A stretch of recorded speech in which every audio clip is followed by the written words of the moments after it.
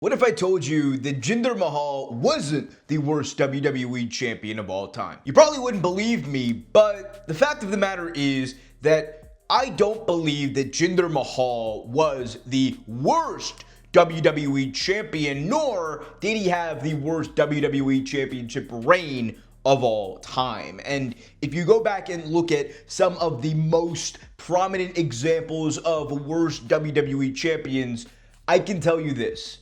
You will be very, very hard pressed to tell me that Jinder Mahal is amongst the worst on this list. We're going to talk about why I believe Jinder's WWE title run was misunderstood, what it means to me personally, and also who is indeed the worst WWE champion of all time.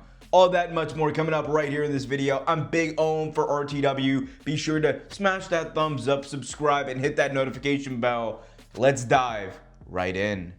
Jinder Mahal became the WWE champion back in 2017 at the Backlash pay-per-view, defeating Randy Orton in what has gone on to be one of the most controversial moments in WWE history. You see, Jinder, up until this point, had been what is known in the professional wrestling industry as a jobber. And for those of you who may be wondering, what the hell is a jobber? It is someone whose entire job it is to lose and make other talent look and feel bigger. And for the vast majority of Jinder's run in WWE, he was that role. And it wasn't until he was fired in 2014 with a round of budget cuts late in that year that Jinder went away and eventually recreated himself. He went on a diet, he worked out to hell, he allegedly may have done some other things in between, but the point is, by the time 2016 rolled around,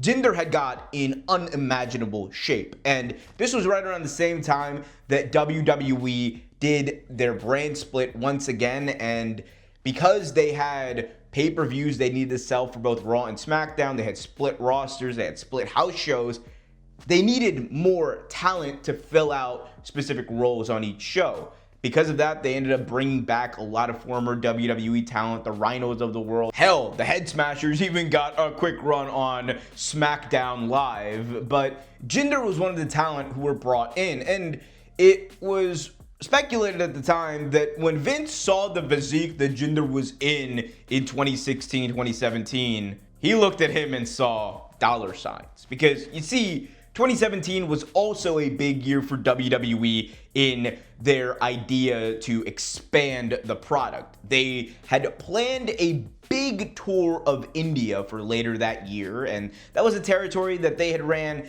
sparingly in those times, but they were gearing up for this big tour. And India, of course, is a place that has over 1 billion people, and a lot of people in the business world want to break out into that market. They want to try to capitalize on the sheer amount of people there and try to turn a profit. That's why you've seen a rush for all these companies to try to start and make roots in India. And of course, Jinder being there back in WWE presented an interesting opportunity at the time. You had this big tour you were going to do. You had a very prominent name in Jinder Mahal, who, again, was a jobber, but you go and ask people who the best Indian wrestler is active on that roster at the time. It was really only Jinder Mahal's name who would come up. So Jinder was the perfect guy to do what turned out to be a pretty imperfect experiment. A couple of weeks leading up to the Backlash pay-per-view, Jinder Mahal was randomly put in a match for a #1 contender spot against the then WWE champion Randy Orton at the Backlash pay-per-view. Jinder Mahal, to everyone's surprise, won that match, guaranteeing himself a spot on that show against the champion. And with the help of the Singh brothers, also known as the Bollywood Boys, he won that match, and he won it fairly clean. There was no low blow shenanigans. There were some distractions, but Jinder Mahal hit the khalas on Randy Orton and pinned him in that ring 1, 2, 3. And that was it. Randy Orton was no longer the champion, and the Jinder Mahal era in SmackDown began. I cannot explain to you the feeling that came over people, because 2017 WWE was pretty much a void of new talent. You didn't see or really expect a lot of people to be pushed to the top in the main event, other than the names that had already kind of been there, or the Roman Reigns of the world that WWE at the time were trying to shove down their throats. But Jinder felt weirdly like a breath of fresh air, because yes, Jinder was not necessarily the biggest name. No, they did not build him up to be this big champion. And no, he was not a great wrestler, but it was weirdly satisfying to see WWE try something new. And that is me being gracious. On a personal note, however, I want to note that seeing Jinder Mahal win the WWE Championship to a lot of South Asians and Punjabis, especially like myself, was a really dope thing to see. For years, a lot of brown wrestlers, whether it be Tiger Ali Singh or Muhammad Hassan, who is weirdly like not really brown, well, he was Italian, and I don't want to get into that. Look, brown wrestlers had not been portrayed in the best light, all right? Muhammad Hassan was a terrorist. Tiger Ali Singh was doing whatever with D'Lo Brown. It was just not a good time. So it was refreshing to not only see a star being pushed, but being pushed to the very top, holding the same championship that the likes of Stone Cold Steve Austin, the Nature Boy Buddy Rogers, the Nature Boy Ric Flair, Hulk Hogan, Randy Savage, and all of these greats held. Jinder Mahal had put himself up there with some of the top names in professional wrestling history, and as a brown person, as someone from Punjab, that was cool to see. And honestly, it made me relate to this in a way that I don't think a lot of other people will. That being said, the next couple of months were pretty weird because it was strange. Jinder was positioned as this mega heel, and I think he played that role pretty good.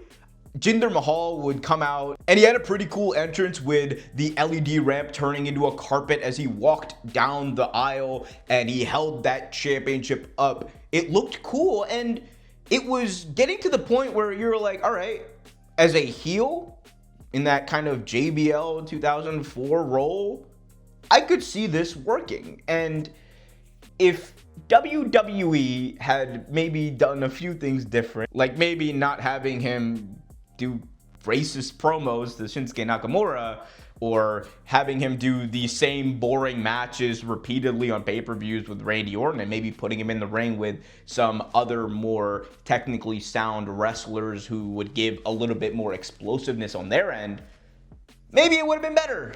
But no, instead, we got a singles match with Randy Orton at Money in the Bank. We got a Battleground pay-per-view that featured Jinder Mahal versus Randy Orton in a Punjabi prison match. And after a couple of months of futility, Jinder just ended up losing the belt to AJ Styles unceremoniously, and that was that.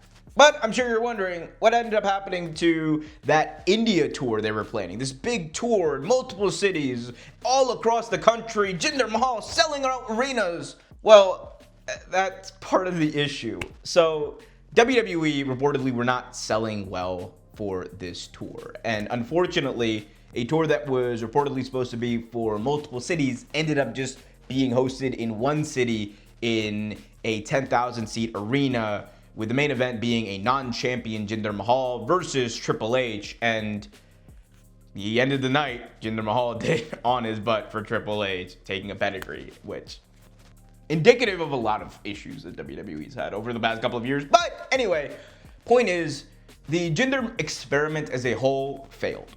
And because of this and the fact that Jinder wasn't the most spectacular promo, nor was he a great technical wrestler, not horrible by any means, but really not great, it just didn't feel like he was a WWE champion level talent. And that's why many regard him to be the worst. But to that I say, go back in time with me and look at some of the other names who have held this championship. Go back and look at the likes of Sergeant Slaughter in 1991, who is probably technically the worst person to hold the WWE Championship outside of potentially Vince McMahon in 1999, who also had a WWE Championship reign. Then you also have the likes of Kane and his one-day reign, which you can definitely say that Kane is a better wrestler than Jinder Mahal. I will never argue that, but we're talking about championship reigns, a one-day reign versus a reign that lasts a couple of months and that at least piqued interest. I'm going to go with the latter. You also have people like myself who would say that The Miz is probably responsible for two of the worst reigns that we've ever seen in WWE history. But I know that Miz fans are going to come after me for that one, so I will leave him out of this. And Ivan Koloff was the champion at one point. Iron Sheik, even though Iron Sheik's title loss to Hulk Hogan kickstarted the golden era for WWE, he was still not a great champion either. So my point is, I think history matters. Yes, the Jinder Mahal experiment failed. Yes, you could very well say that he was a bad champion and among the worst, but to say point blank he is the worst, I think, is to ignore history and also ignore the feeling of the time. Jinder's win marked a moment where WWE legitimately tried to make a new star.